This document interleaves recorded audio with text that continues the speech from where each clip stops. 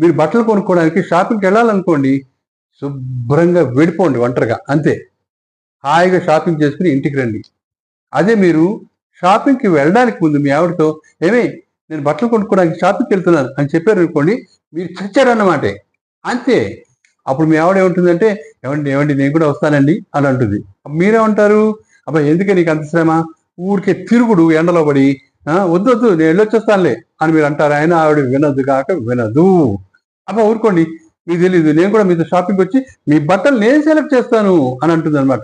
నువ్వు చేస్తావా ఎందుకు అంటే అప్పుడు ఆవిడ ఏముంటుందంటే, అబ్బా మీకు అస్సలు సెలక్షన్ రాదు, ఎప్పుడు చూసినా గీతల గీతల షర్ట్లు, గళ్ళ గళ్ళ షర్ట్లు, ప్లెయిన్ షర్ట్లు, ఏం బాగుండు.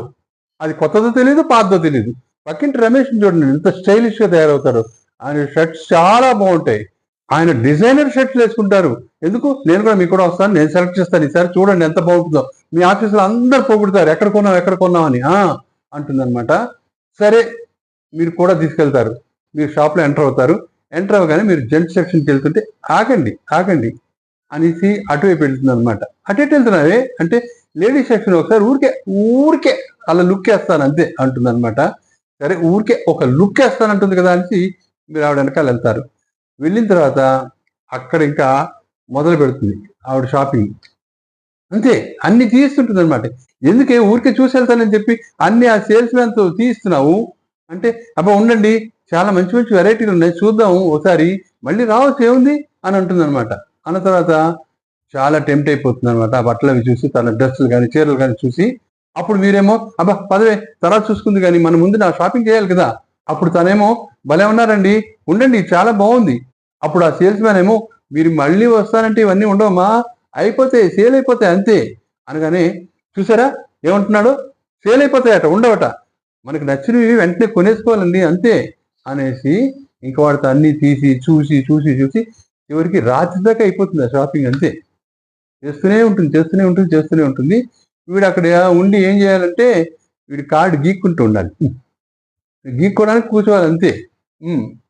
వీడి షాపింగ్ మట్టిలో కలిసిపోయింది అంతే. తర్వాత ఇంత పెద్ద బిల్లు వస్తుంది క్రెడిట్ కార్డు.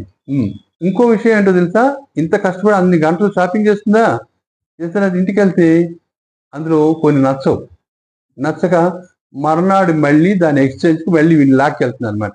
లాక్కెళ్ళి ఎక్స్చేంజ్కి లోపలికి వెళ్తుంది.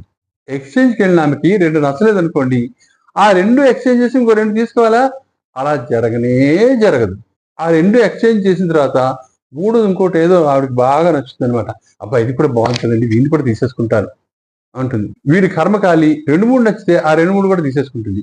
ఈ 2కి ఇంకో 2-3 యాడ్ చేసి మళ్ళీ అది కూడా షాపింగ్ చేసి ఇంటికి వస్తుంది అనమాట. అందుకనే మీరు షాపింగ్ చేయదలుచుకుంటే మీ ఆవిడకి చెప్పకుండా అలా వెళ్ళిపోయి షాపింగ్ చేయండి. అసలు అన్నిటికంటే బెస్ట్ ఏంటో తెలుసా, మీరు ఆఫీస్ నుంచి అటు వెళ్ళి షాపింగ్ చేసుకుని ఇంటికి రండి. అది చాలా ఉత్తమం. నేను అలానే చేస్తాను.